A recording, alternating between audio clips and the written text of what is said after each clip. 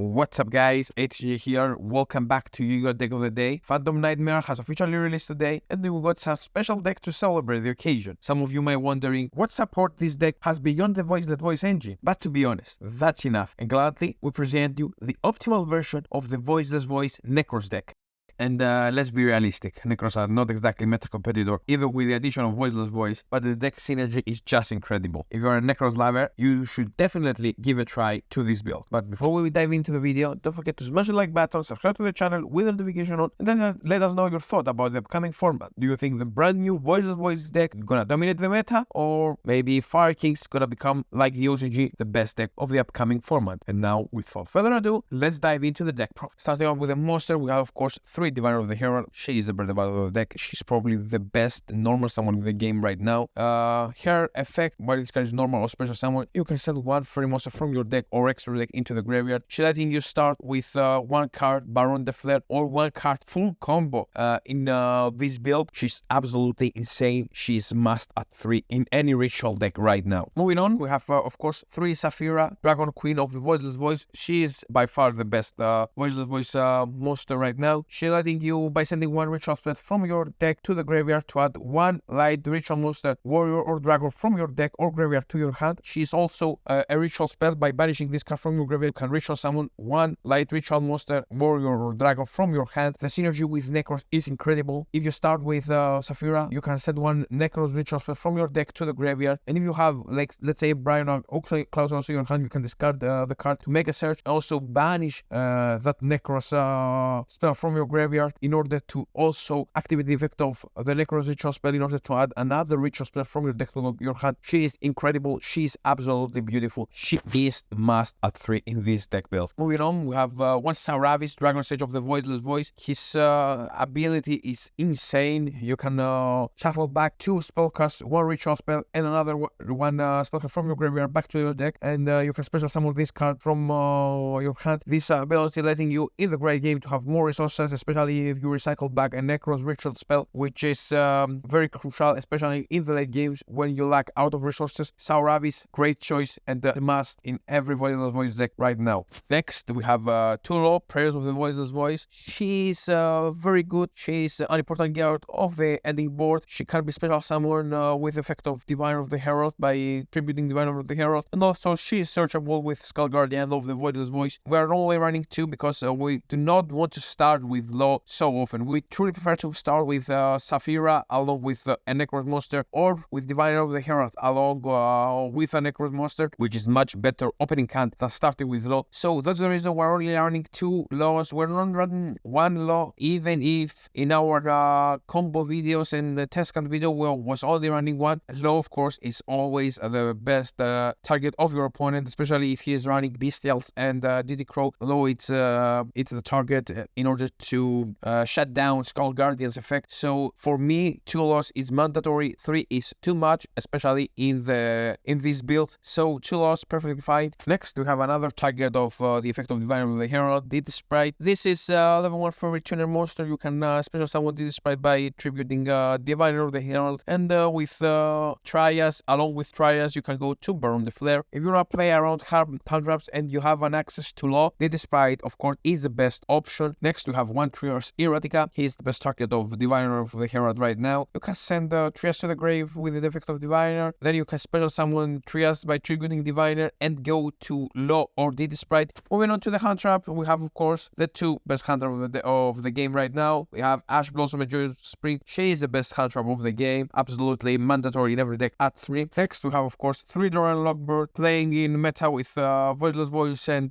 Tricking. We're gonna dominate this meta. Doran Lockbird is a mandatory card. It's a must to play at 3 in every single deck. Moving on into the rituals, we have of course 2 Nekros of Brionac. Nekros of Brionac is always welcome in your starting hand. We are only running 2 Nekros of Brionac because we have multiple ways to search Brionac, even with Perversion of Right, Diviner of the Herald, with Herald of the Arclight, even with the effect of Skull Guardian of the VOICELESS voice. Nekros is searchable with multiple different ways in this build, so I don't find the reason to run through Brionac, especially in that version of that deck. Next, we have 2 Nekros of Unicorn. If we have to choose which is the best Nekros right now in the game, we're gonna go to Nekros of Unicorn because he's shutting down few decks that is in the meta competitors right now, Branded, Salamo Great, and of course Dragon League, which is always some deck that had a good games, had a good matchup against Ritual deck. So Nekros of Unicorn is must to play at least a 2 in this deck. And for the one-offs of the Nekros monster, of course we have one Nekros of VOICELESS, letting you search one Ritual spell from your deck, adding that to your hand. Nothing else to mention about the Nekros of VOICELESS. Of course, for the one-offs we have one Nekros of Earthcare. He is a monster negator. You can always summon that monster. He's 3300 meter, also letting you have another one negation on the field. He's always welcome. He's searchable with Skull Guardian of the Voiceless Voice. Since he's a warrior monster, he's a very good card, especially going first. And the last Nekros monster is one Nekros of Trishula. We are running Trishula mainly for the friendly effect. You can always send the Nekros of Trishula from your hand to the graveyard while your opponent target a Nekros monster. You can negate the activation and protect your Nekros monster. Mainly our ending board with we are always trying to protect our unicorn from our opponent cards. So Nekros of Trishula, she's very good going second. She's a must at this build, at least at 1. And for the Voiceless Ritual cards, we have 2 Skull Guardian, Protector of the Voiceless Voice. He is a searcher. You can search any Voiceless Voice monster or one warrior monster, one Ritual warrior monster from your deck. You can search every Nekros Ritual monster other than Nekros of Unicorn. You can also have the negation effect of Skull Guardian of the Voiceless Voice while this card on the field. I think 2 are perfectly fine, especially if he's searchable with almost every card in your deck. And the last monster is of course one Saurabis.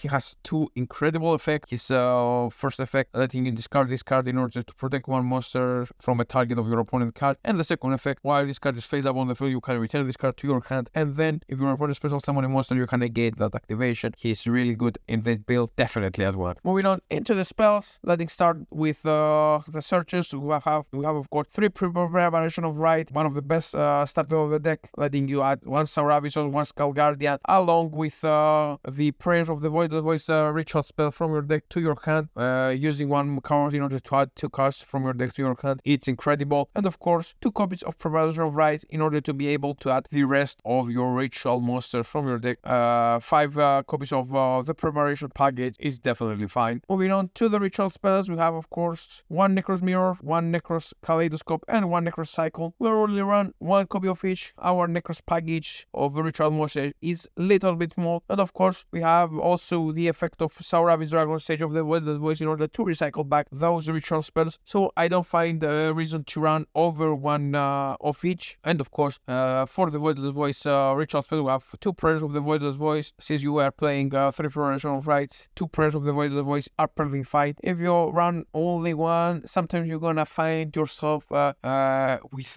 in your starting hand, and the preparation of rights gonna be dead for the entire game. So I truly believe 2 are perfectly fine in that case scenario. And our last 2 spell cards are of course 2 barriers of the Voiceless Voice. You can always activate this card with the effect of Love the Prayer Voice directly from your deck. If this card is in your starting hand, it's always welcome. And the last card of the deck is 1 Radiance of the Voiceless Voice. This is the best and the only trap card right now in the Voiceless Voice engine. Moving on into the extra deck, we have of course the Diviner of the Hero target, which is 2 NTSS and 2 Herald of the Arclight, 2 Diviner of the Hero just in case your opponent has a back row which is not letting you play, like a Rivalry of Warlords or Summon Limit. You can always send the NTSS to the grave and start doing your combo. And then we have Heroes in order to go to ritual spell or monster search in the grad game. For the rest of the Synchro monster, we have 1 Baron the Flare. We are running 2 rank 7 monster, which is 1 number 76 Harmonizer and 1 number 11 Big Eye. For my opinion, you can substitute those 2 monsters with any rank 7 monster of your choice. For my personal thought, those are the best monster that fits in this deck. Big Eye, you can go by stealing one of your opponent monster and go to a link place in the later stage of the game, and 1 Harmonizer in order if your opponent has a good monster in his graveyard, you can always steal the monster, attach it to Harmonizer and stop your opponent combos. For the link monsters, monsters. We have one Likuribo, one Relinquish Anima. Those are our level 1 monster targets, especially for low. If you have low on the field and you have the way to special summon low using hair effect by summoning Skull Guardian on the field, you can always send the low to the grave, special summon Skull Guardian by triggering another monster and then returning back low. So you have another one extra target on the field. For the link to monster, we're running one IP Masquerena. We're not only running IP Masquerena for SP Tonight effect, but we are also using IP Masquerena effect in order to special summon Dynamo during our opponent's turn.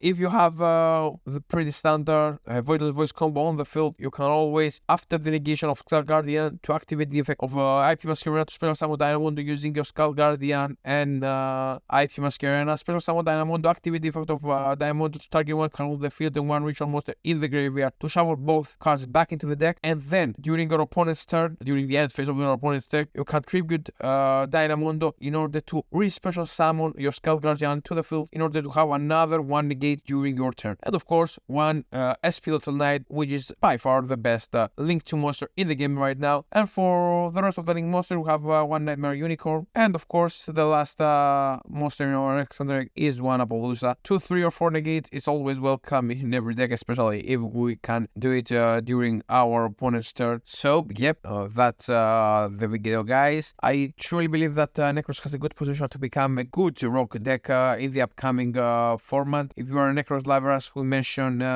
during the intro of the video, you should definitely give a try to this build. It's really fun to play. It's maybe not better than the pure version right now, but as we already mentioned, if you are a Nekros lover, this deck gives you the opportunity to play the deck in the best version of the deck right now. So thank you guys for staying with us for the last minutes. If you enjoy our content, don't forget to leave a like, subscribe to the channel with the notification on, and comment down below what deck profile you would like to see next. And would like to see Yubel or Red Raptor? Let us know. Thank you guys for watching, stay safe, and we'll see you in the next one.